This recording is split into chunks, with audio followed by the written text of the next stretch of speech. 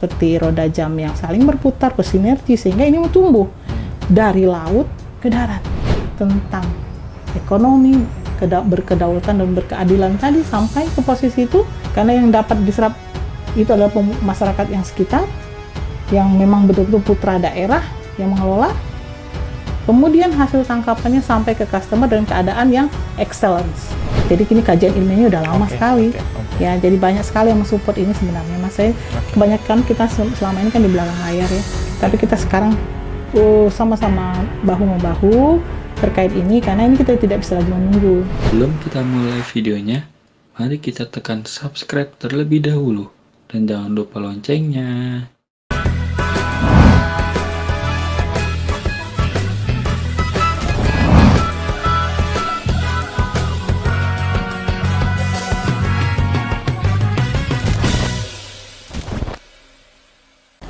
Terima kasih sahabat Aspeksindo, masih bersama kami podcast Aspeksindo bersama Membangun Maritim Indonesia. Nah, kita penasaran ini, seperti apa sih ring darat yang Mbak Ari maksud?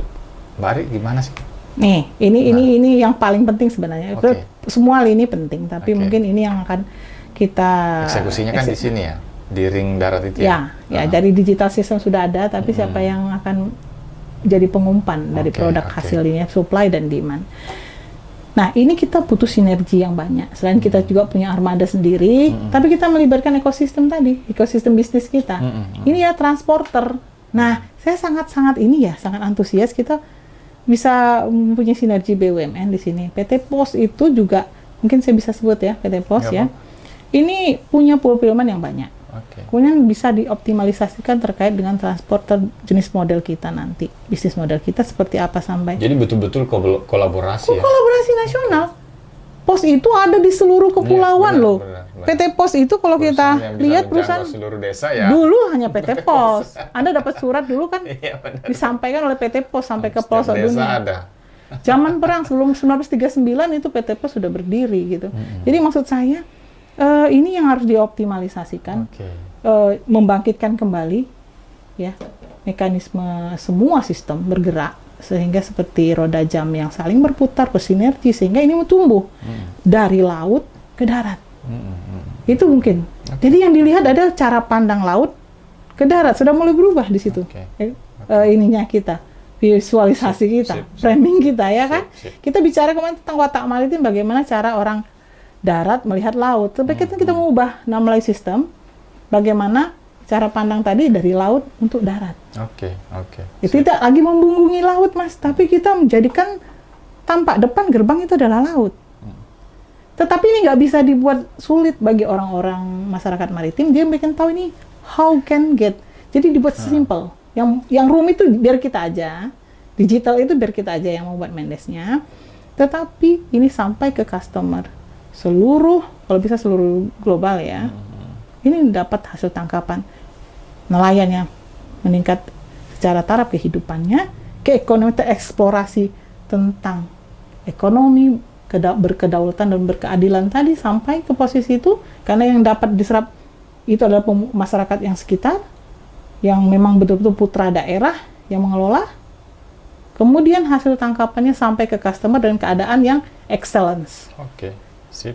Jadi tidak ada lagi yang namanya busuk, dikasih pengawet, dikasih ikan asin itu ada hasil olahan, tetapi yang kelebihan menjaga mutu ya, menjaga mutu, sistem, semua.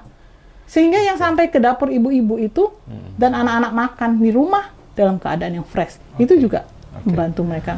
Mbak Ari, itu kan udah tuntas nih mekanisme kerjanya ya, mulai dari ring laut, ring tengah, ring darat. Nah, terakhir ini bakul digital ini, kalau nggak salah yang terakhir apa tuh?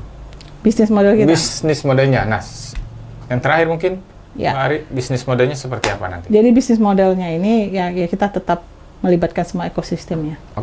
Partnership, kemudian juga kita melibatkan semua unsur-unsur pemerintahan daerah. Ya, tetapi kita tetap juga menjadikan subjek ya orang yang pelaku, patriot lautnya sendiri, masyarakat maritim. Itu beban moral kita sebagai anak bangsa yang akan membuat ini menjadi blue economy itu terwujud. Jadi masyarakat maritimnya yang akan di-blending dengan transformasi digital. Jadi nggak mesti mereka juga harus knowledge digitalnya, tetapi itulah kita mempersiapkan platform itu Sehingga bisnis model ini dapat diserap menjadi roda perekonomian untuk masyarakat maritim ke depannya. Oke.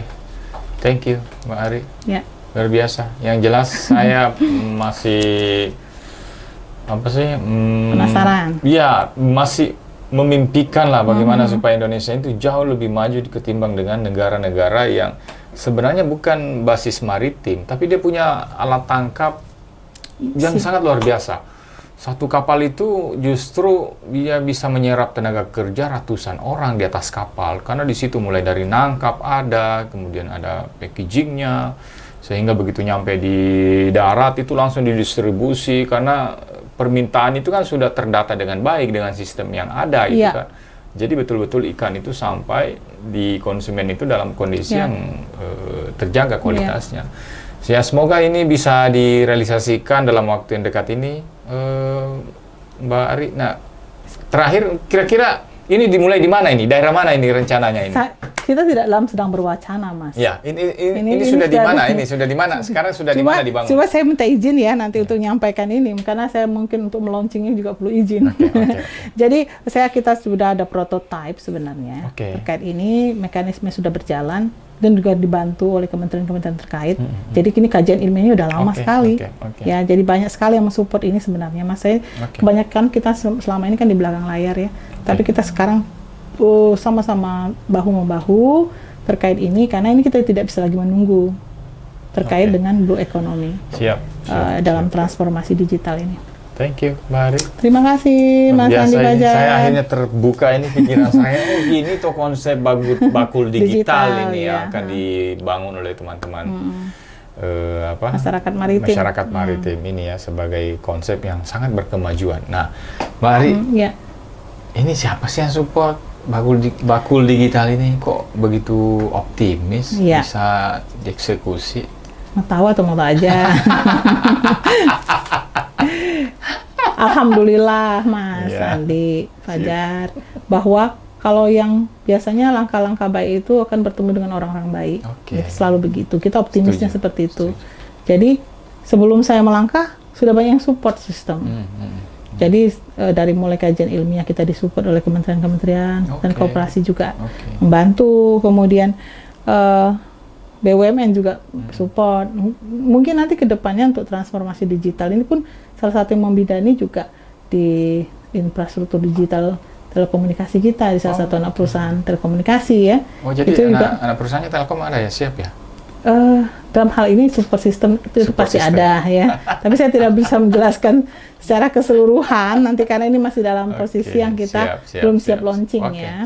Jadi untuk kedepannya insya Allah semua investor pun sudah terlibat di sini dan juga tinggal kita berharap kita sehat untuk tetap optimis untuk melaksanakan ke depan.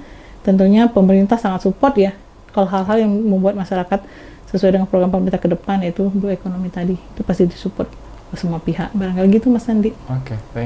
Sampai Aksesindo sangat luar biasa ya podcast kita bersama Mbak Ari, yang tentu dari presentasi beliau ini akhirnya terbuka pikiran saya. Luar biasa ke depannya ini kalau bangunan bakul digital ini udah bisa menjadi platform nasional. Iya, tentu ini akan mendorong betul-betul angle baru dari perekonomian. Dan Indonesia bisa mewujudkan visi besarnya sebagai poros maritim dunia. Aspeksindo. Satu laut, sejuta manfaat. Terima kasih. Selamat. Jadi gitu, Mas. Thank you. Luar biasa kalau memang kita bisa menjadikan ini. Jadi kapal gini ada loh sini, tinggal dicek.